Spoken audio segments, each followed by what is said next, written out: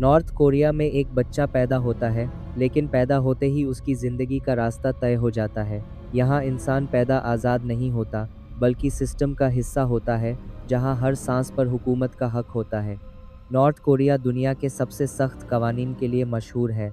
यहाँ कुछ रूल्स ऐसे हैं जो सुनकर लगता है कि ये सिर्फ कहानी होनी चाहिए, लेकिन ये लोगों की रोज़ की हकीकत है।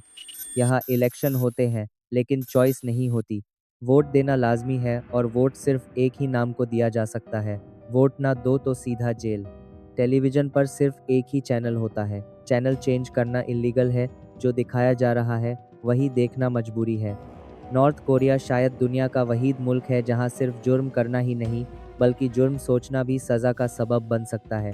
अगर किसी ने तुम्हारी सोच रिपोर्ट कर दी, तो बस गेम ओवर। 1945 तक जापान ने कोरिया पर 35 साल हुकूमत की। वर्ल्ड वॉर 2 के बाद कोरिया दो हिस्सों में तकसीम हुआ, नॉर्थ और साउथ। नॉर्थ कोरिया पर सोवियत यूनियन का असर था, जबकि साउथ कोरिया अमेरिका के करीब चला गया। 1948 में किम इल सुंग पावर में आया। 1950 में नॉर्थ और साउथ कोरिया के दरमियान कोरियन वॉर हुई। जंग रुकी, लेकिन कभी खत्म नहीं हुई।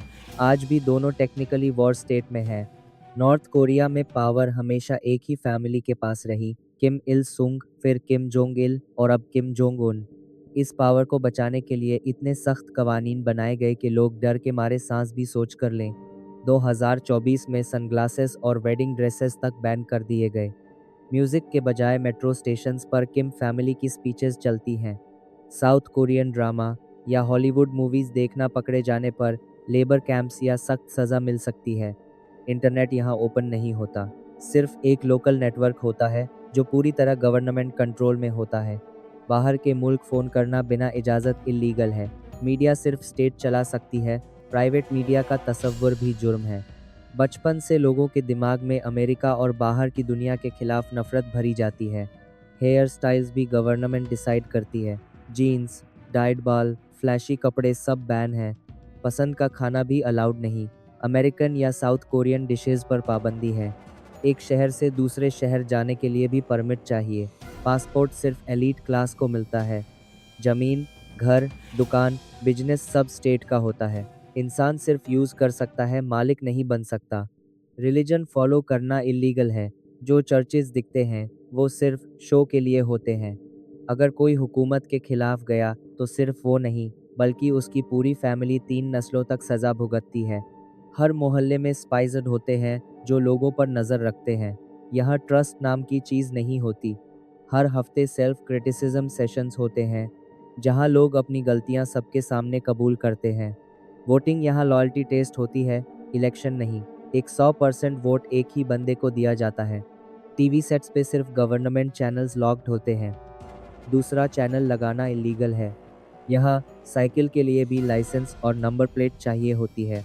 फॉरेन लोगोज, स्लोगन्स या फ्लैग्स पहनना मना है, चाहे टूरिस्ट ही क्यों ना हो। मोबाइल और कंप्यूटर अलाउड हैं, लेकिन हर चीज़ रेगुलर चेक होती है। यूएसबी तक स्कैन होती है। सॉन्गबुन सिस्टम के तहत इंसान की क्लास पैदा होते ही डिसाइड हो जाती है, कोर, वेवरिंग या हॉस्टाइल। हॉस्टाइल क्लास के लोग सबसे बुरी ज़िंदगी जीते हैं, बिना किसी उम्मीद के। यहाँ बिजली, पानी, गैस सब राशन पे मिलता है। 17 साल की उम्र से 10 साल मिलिट्री सर्विस लाजमी है। किम फैमिली की डेथ पर रोना लाजमी है। हर घर में उनकी तस्वीरें लगाना और साफ रखना फ़र्ज़ है। नॉर्थ कोरिया का कैलेंडर भी अलग है, जो किम इल सुंग के बर्थ से शुरू होता है। आज वहाँ साल 113 चल रहा है। ये मुल्क दुनिया से इसलिए कटा हुआ है ताकि लोग सच न जान सकें। जो भी इंफॉर्मेशन बाहर आती है, वो सिर्फ भागने वालों की वजह से है।